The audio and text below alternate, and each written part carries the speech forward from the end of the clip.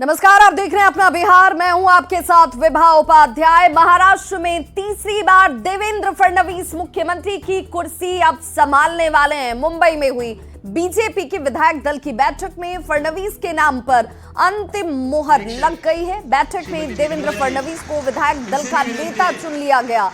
एकनाथ शिंदे और Ajit Pawar deputy CM होंगे, यानी कि दो डिप्टी सीएम होंगे। कल मुंबई के आजाद मैदान में भव्य शपथ ग्रहण समारोह का आयोजन, जिसमें देवेंद्र फडणवीस महाराष्ट्र की सियासत में पूरे रुतबे और दबदबे के साथ एक बार फिर से लौटते हुए आपको नजर आएंगे। महाराष्ट्र की कमान अब उनके हाथों में होगी।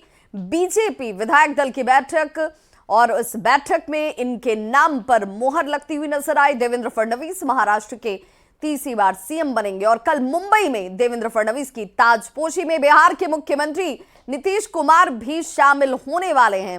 तो ये दो तस्वीरें इस वक्त जो सियासी लिहाज से बेहद खास हो जाती है। महाराष्ट्र में तीसरी बार फडणवीस सरकार बनते हुए आप कल देखेंगे। महाराष्ट्र में फडणवीस के लिए ये मुख्यमंत्री की जो कुर्सी है वो वहां पर आजाद मैदान में ताजपोशी कल मुंबई में उनकी होगी और तीसरी बार वो कमान जब संभालेंगे बतौर मुख्यमंत्री, उसमें बिहार के मुख्यमंत्री नीतीश कुमार की भी मौजूदगी आपको दिखेगी।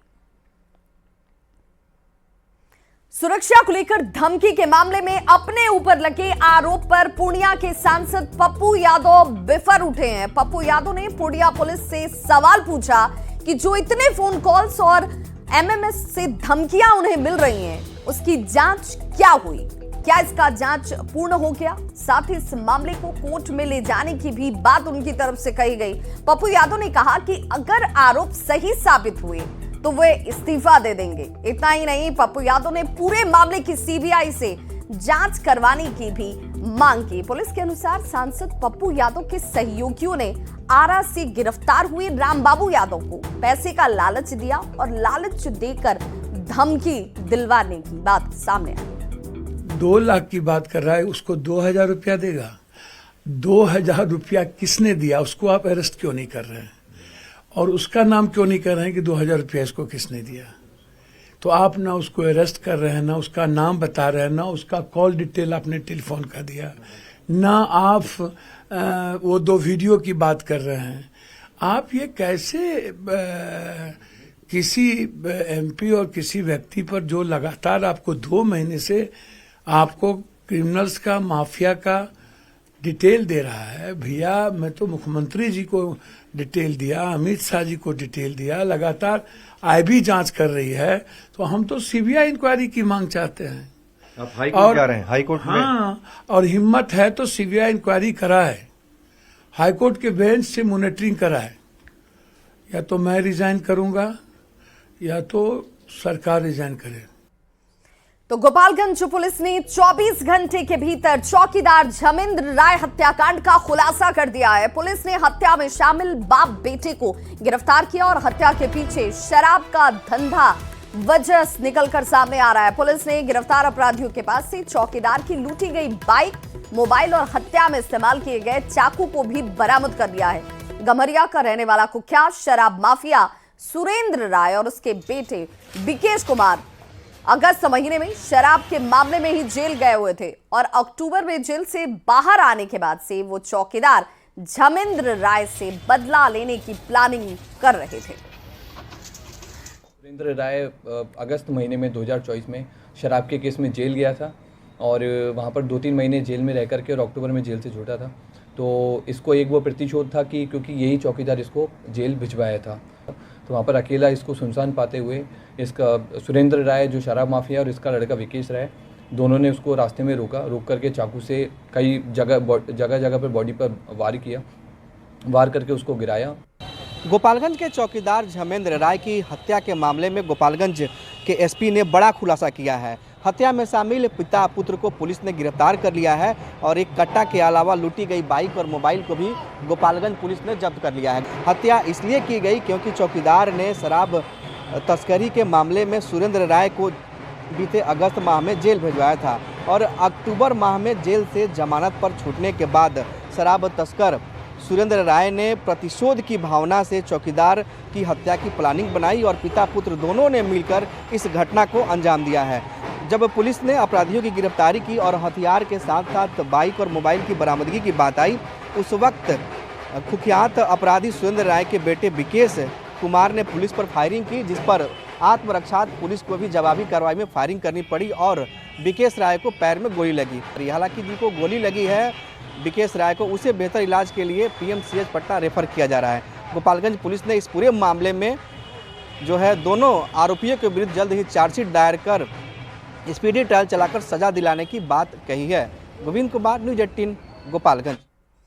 सीमांचल की सबसे बड़ी परियोजना महानंदा बेसिन परियोजना पिछले 50 साल से अधर में ही लटकी हुई है, जिसे लेकर स्थानीय लोगों और जनप्रतिनिधियों को काफी नाराजगी है। इसका विरोध अब शुरू कर दिया गया है। विरोध की सबसे बड़ी वजह ये कि महानंदा बेसिन बांध बनने से करीब 15 लाख की आबादी या तो डूब जाएगी या विस्थापित हो जाएगी।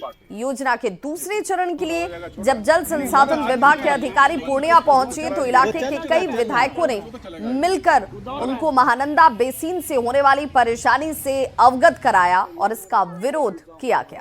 एक बहुत ही बड़ी महत्वाकांक्षी योजना की स्वीकृति मिली है, जिसमें सभी नदियों का तटबंध, दोनों ओर तटबंध का निर्माण और उसमें एंटी फ्लड सुनिश्चित देने का और इस तरह का कई प्रावधान है। इस प्रावधान को, पूरी योजना को चालू करने के लिए हम लोगों ने इसको 5 चरणों में इसको करने का प्लानिंग है। के एरिया में हमारा 6 बांध बनाना है, उसको दोनों तरफ बांध बनाना है। दोनों तरफ बांध बनाने से टोटल गांव 100% गांव बांध के अंदर आ जाएगा। किसी न किसी गांव किसी न किसी बांध के अंदर में आ जाएगा।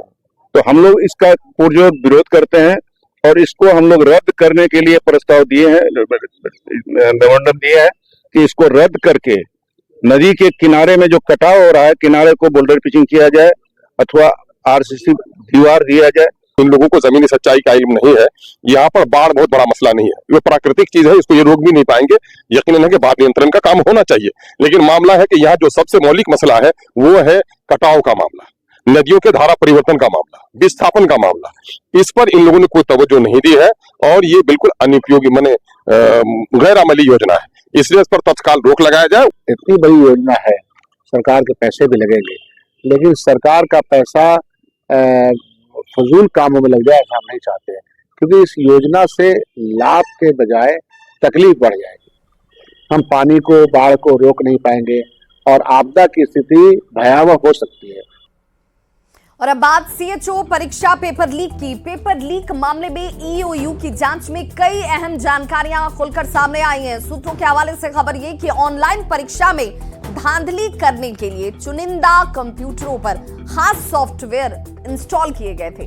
कई परीक्षा केंद्रों पर प्रॉक्सी सर्वर तक पाया गया। प्रॉक्सी सर्वर की मदद से दूर बैठे सॉल्वर रियल टाइम में इन प्रश्नों को हल करते रहे, जबकि परीक्षा कक्ष में बैठा अभ्यर्थी अपनी बायोमेट्रिक हाजिरी बनाकर सिर्फ समय काटता है। इस पूरे प्रकरण में ऑनलाइन परीक्षा केंद्रों की मिली भगत भी सामने आई।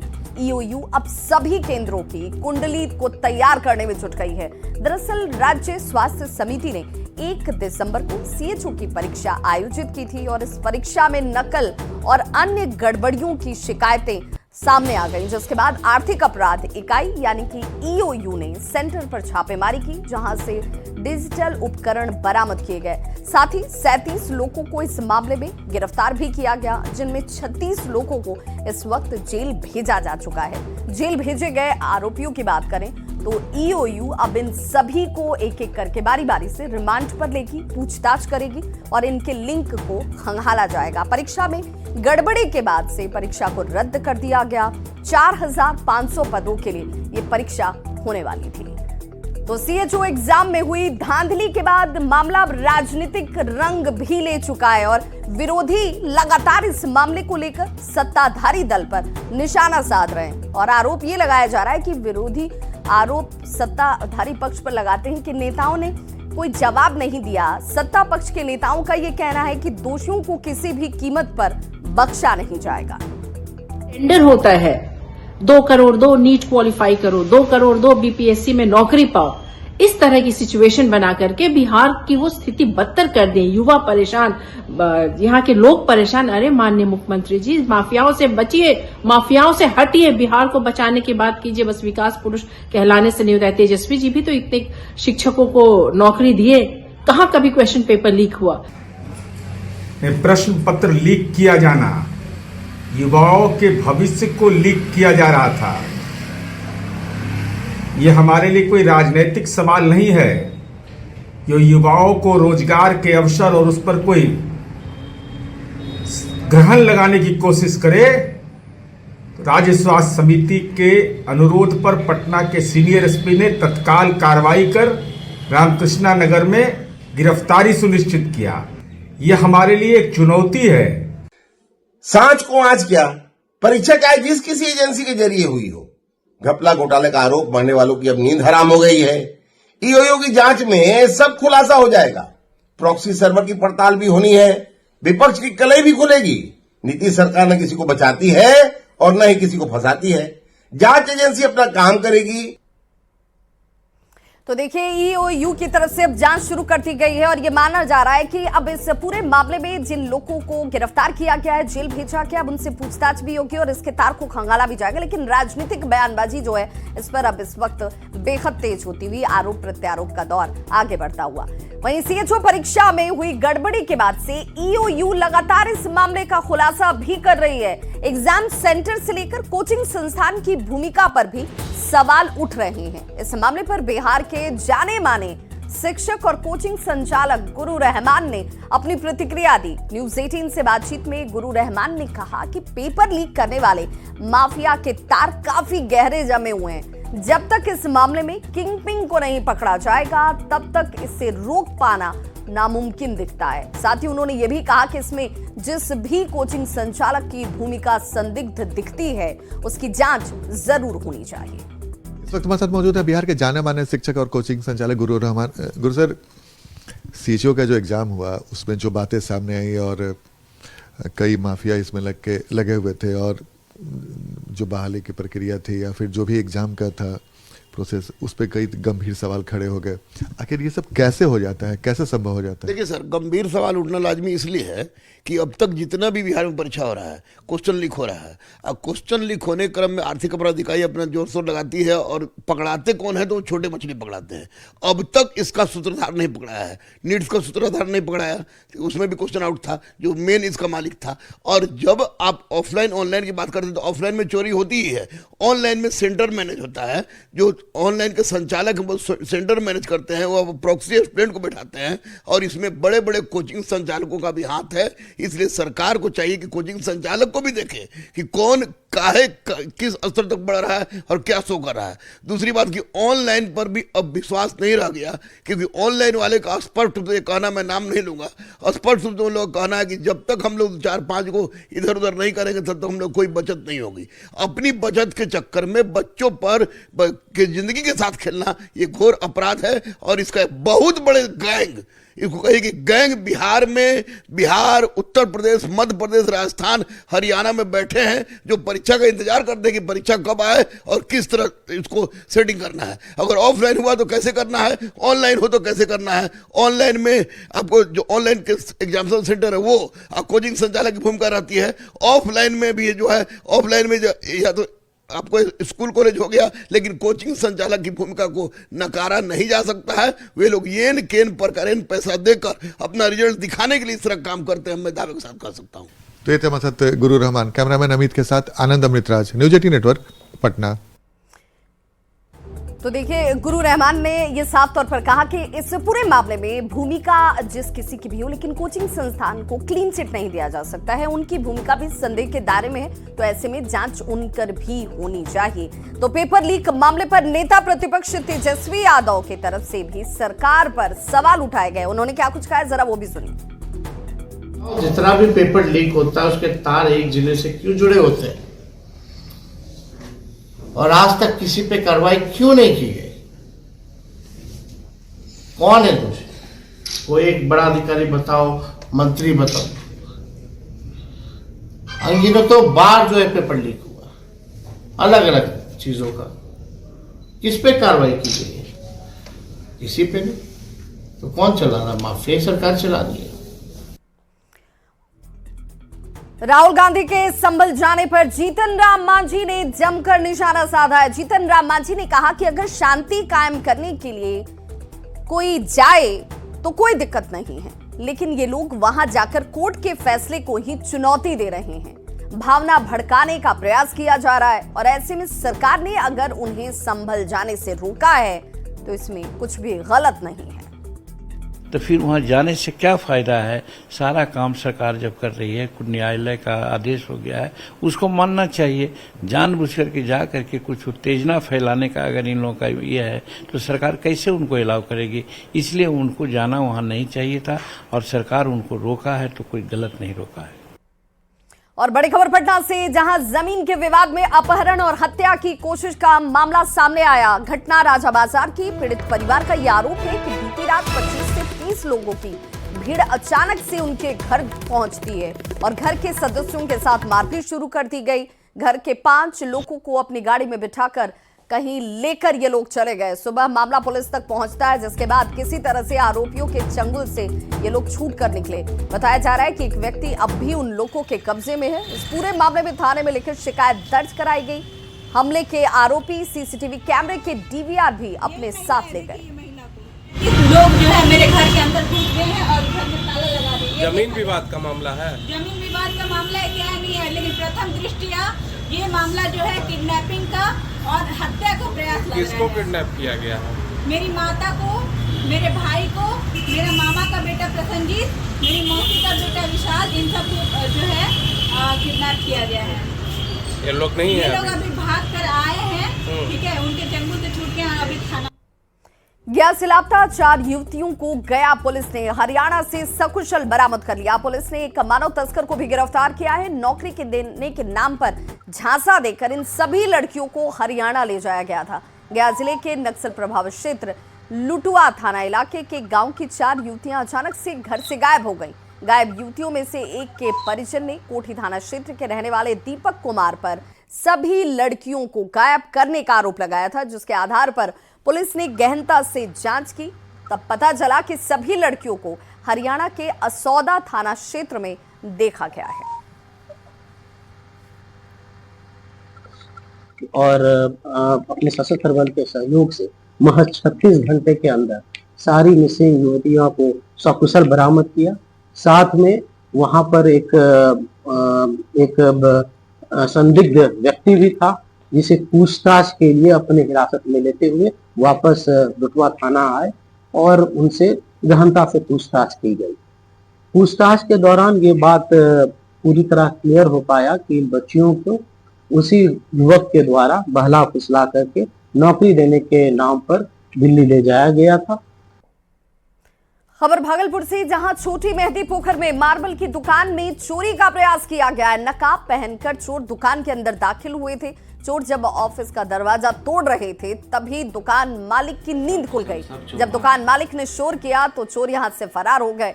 चोरों की तस्वीर हालांकि दुकान में लगे हुए सीसीटीवी कैमरे में जरूर कैद हो गई, जिसे आप इस वक्त टीवी स्क्रीन पर देख पा रहे होंगे।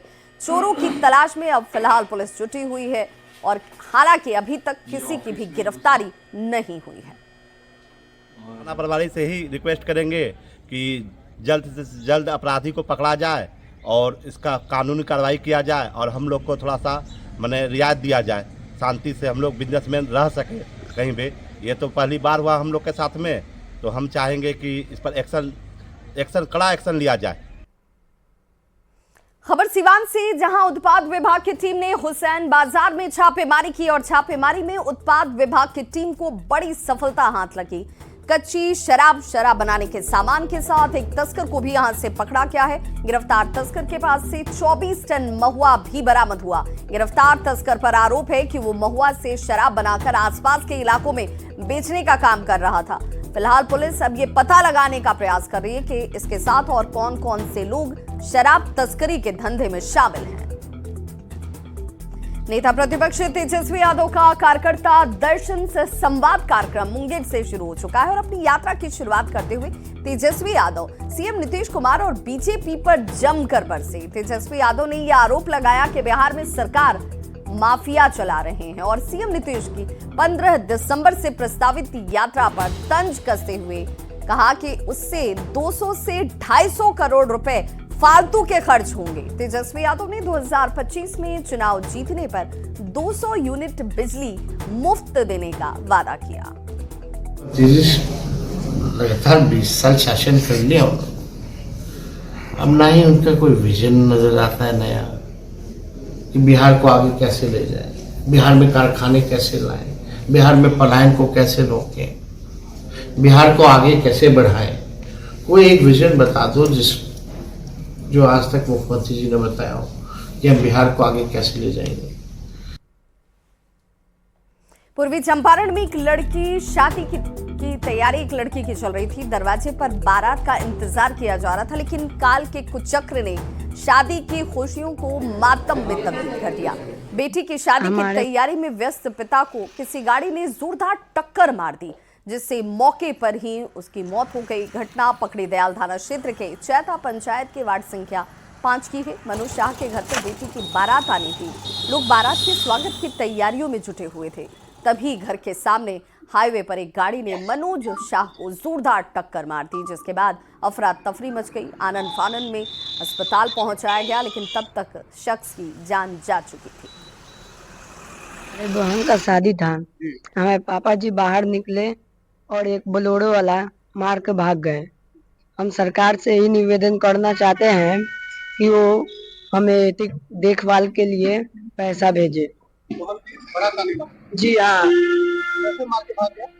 हमारे पापा जी यहाँ पर निकले, वो घुमा कर मार कर भाग गया। उन्होंने पकड़ा? नहीं। बहन की शादी हो गई? जी। यही वो घर है जहाँ पर शादी होनी थी, लेकिन सभी लोग बाराती का इंतजार कर रहे थे, लेकिन बाराती के बजाय जो है घर में पिता की अर्थी आ गई और सड़क में चलने के दौरान जो है एक व्यक्ति की मौत हो गई। तो घर में मातम छा गया। देखिए, पूरे परिवार के लोग हैं, जो तमाम लोग परेशान भी हैं, क्योंकि कमाने वाला व्यक्ति था, उनकी मौत हो गई और लगातार सड़क दुर्घटनाएं जिस तरह से हो रही है, उससे ये चिंता का विषय। क्या हो गया था जो सड़क पे निकले, कैसे घटना हो गया? घर में शादी था, उनकी बच्ची की, और निकले खाना देने के लिए। खाना दे के लौट रहे उस क्रम में तेज रफ्तार बोलेरो ने उनको धक्का मारा बहुत जोर से, जो 20 फीट आगे जाकर गिरे और गिरने के बाद वहीं पे तमाम लोग बारात। तो इस बुलेटिन में बस इतना ही, लेकिन न्यूज़ 18 बिहार झारखंड पर खबरों का सिलसिला लगातार जारी।